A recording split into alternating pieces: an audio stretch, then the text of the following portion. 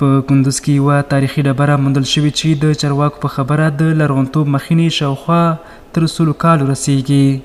د اطلاعات او کلتور ریاست د کلتور او هنر امریت وایي چې دغه تاریخي ډبره د امنیه قمندانۍ اړوند د دریمې امنیتي حوزې مسؤلینو لخوا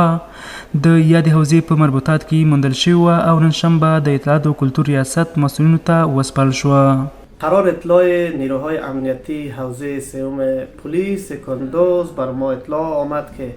یک پارچه سنگ هنری دریافت شده که خوشبختانه ما رفتیم به ساحه را از نزدیک بررسی کردیم و این سنگ دریافت شده یک هویت هنری داره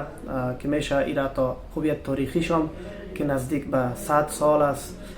خوشبختانه ایرا ما آوردیم و قرار است راپور زیر گزارش زیر با انجینرهای تکنیکی مرکز هم شریک بسازیم و ریاست باستان شناسی انشالله در مورد از تحقیقات خود کتمان شریک خواهد ساخت. د یادونې وړ ده چې په کندوز ولایت کې له شلو ډېرې تاریخي او لرغونې سیمې شتون لري چې وخت نا وخت د اطلاعات او کلتور ریاست مسؤلینو لخوا د یادو ځایونو څخه څارنه ترسره کیږي.